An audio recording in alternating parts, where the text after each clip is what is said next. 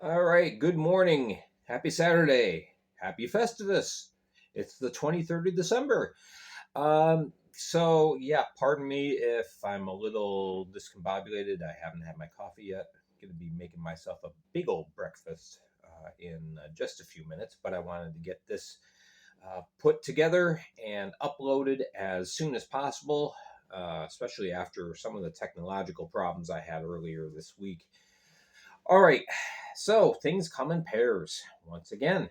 Um, so anyway, the first game didn't really have much in the way of pairs except for Watertown, uh, Chouette and Blacksmith scoring 2 goals.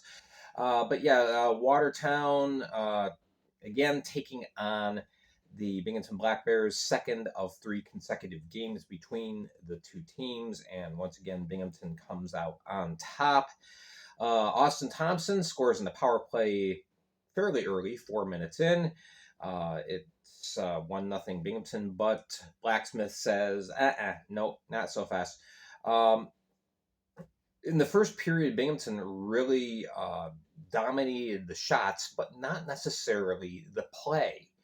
Um, Watertown did a great job in this game of clogging up passing lanes and just getting sticks on pucks.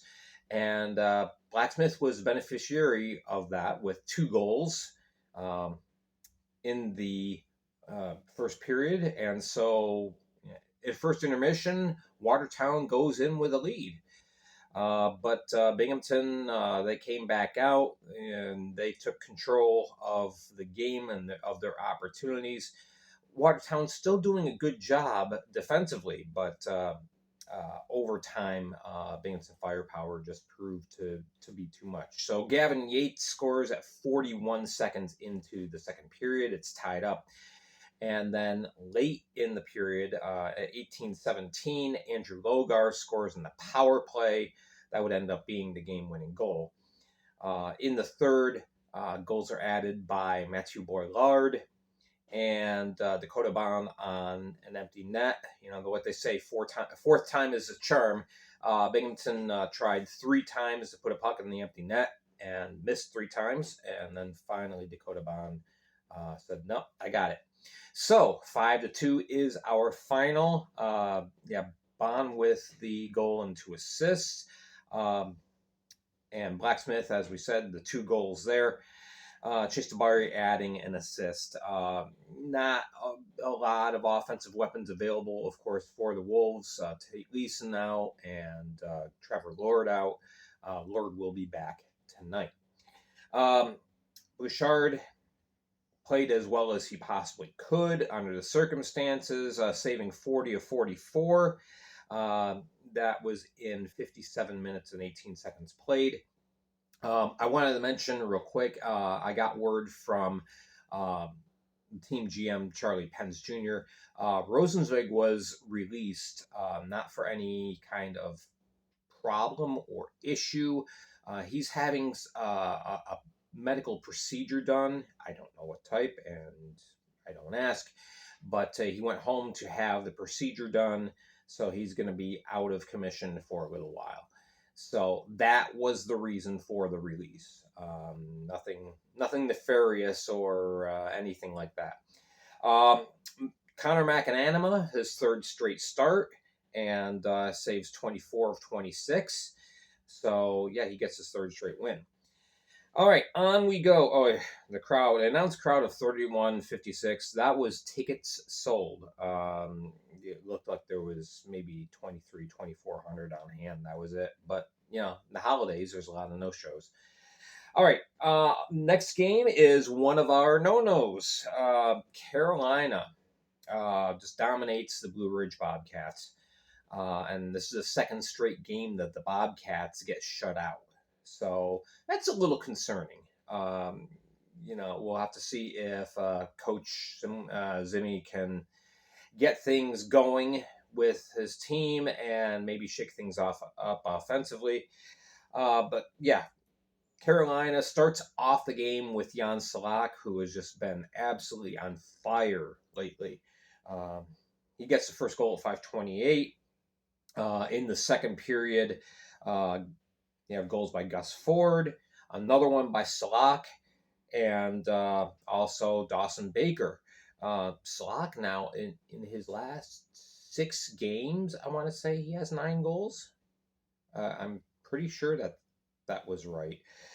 So anyway, in the third period, he had one tacked on by John Batista, and meanwhile, Mario Cavalier finally gets a shutout. As spectacularly as he has played and as consistent as he has been in his 2 seasons here in the Fed with the Thunderbirds, this is his first shutout. So congratulations to Cavalier. I know, though, as a goalie, he's going to say, well, thank you, but it all begins with the defense in front of me, and that's entirely true. So yeah, Salak with the 2 goals. Yuri Pastuka, I haven't mentioned his name in a little while. He had 3 assists. So far this season, Peter Panicek's been the one getting all the assists. Well, yeah, he's still got 2. And nothing to mention really from the Bobcats. Just they did get a decent amount of shots on, but a lot of them weren't really quality shots. Pavlas, say 42 of 47, the biggest crowd of the year in the Apex Center. And yeah, I would say this number is accurate. It was 2,046 was the announced attendance. Barn's capacity is 3,000. So it was really good to see a great crowd. And yes, there were a lot of Thunderbirds fans that made the trip up from Winston-Salem. But the place was rocking, and it was good to see. So anyway, Carolina now 15-3, and well, look at that, they're tied for first. Interesting. Blue Ridge falls to 5-12-2.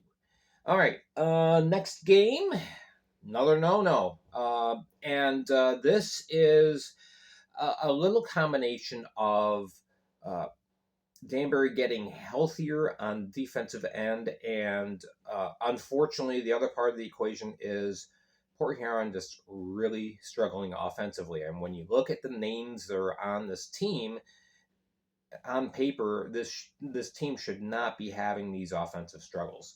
But when you run into a team that's pretty defensively sound and playing good defensive hockey, yeah, it gets tough to score. So Port Huron ends up with a goose egg as they travel to Danbury, and Danbury takes the 4-0 win. And this had a little bit of offensive firepower in the form of Johnny Ruiz and the newly returned Connor Woolley. Woolley is a local kid, and he's played a few stints here and there over the last 2 years with the Hat Tricks. Hat Tricks needed somebody on offense, and he said, well, I'm right nearby. So, yeah, the team signed him, and putting him and Ruiz together ended up being a really good decision by Coach Billy McCurry. Ruiz scores in the first at the 11:29 mark. Woolley adds his own tally at 3:34 of the second, Ruiz assisting. And then Ruiz scores again in the third period, right on the first shift, 18 seconds in. And just for good measure, Chase Harwell decides to get in on the scoring too, midway through the third. It's 4-0. Connor McCollum, he did not have to face too much action, but he played very well, getting all 24 saves in those opportunities. So McCollum earns himself his first Fed shutout. So, yeah, on the night, Ian Wallace on the other side, he ends up saving 28 of 32, just a little over 58 minutes played. Of course, he got pulled for the extra attacker, but to no avail. Ruiz with the 2 goals and an assist. Connor Woolley, a goal and 2 assists. And boy, he was fired up. I tell you, when he scored, that was some selly. So yeah, McCollum now 24-24. And with this win, Danbury now improves to 9-9-2. So they're back right in the middle of the bubble. Third place in the Empire. Port Huron falling to 7-8-2. They were hoping to make ground on the idle Mississippi Seawolves and were not able to do so.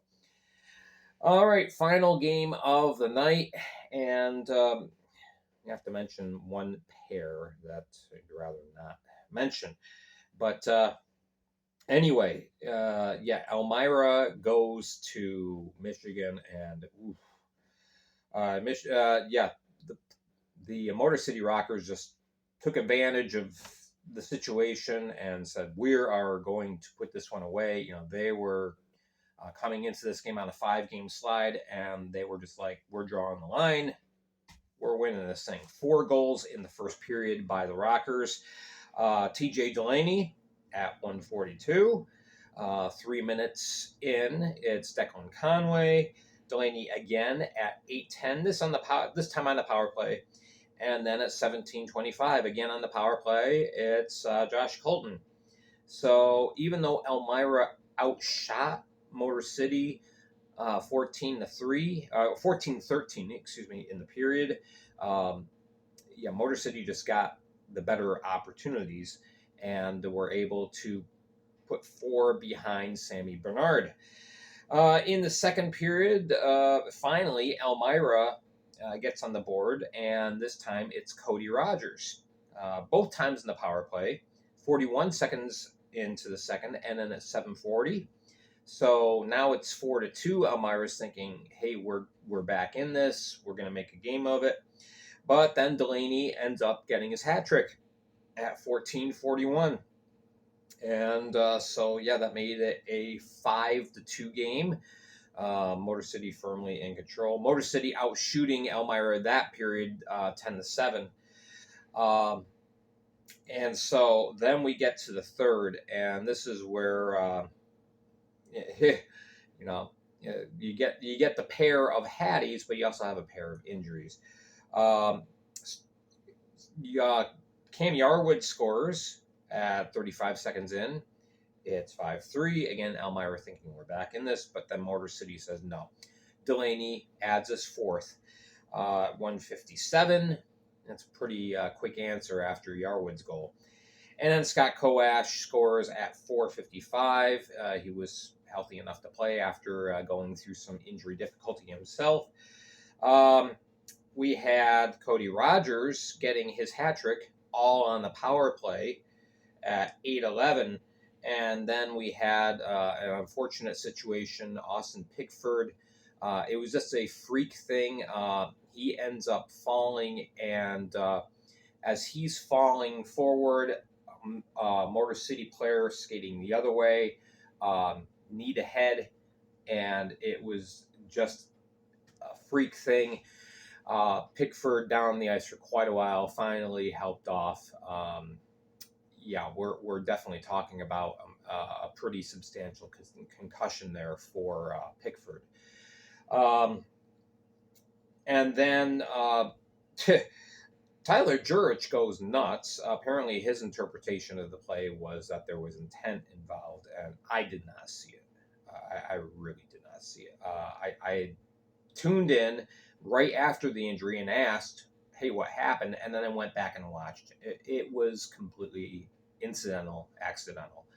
But yeah, George goes nuts, gets the boot. And then late in the game, Stephen Klink ends up twisting his leg around, and so he goes off, and that's a big loss. So, yeah, and then with an empty net, Nicholas Miguel Diaz adds the final goal, and it's 8-4. Elmira falling to 6-10. Motor City to 10-5-3. So there you go. Babin gets the win with 32 saves and 36 opportunities. Bernard saving 23 of 30. So there you go. There's the games from last night. We got 4 games tonight. The only difference is Carolina is going to Columbus but the other 3 matchups will be a repeat of today. All right, thank you so much for watching. Make sure to keep following me on Spotify, Facebook, and here on YouTube. All right, have a great Festivus. We'll see you later.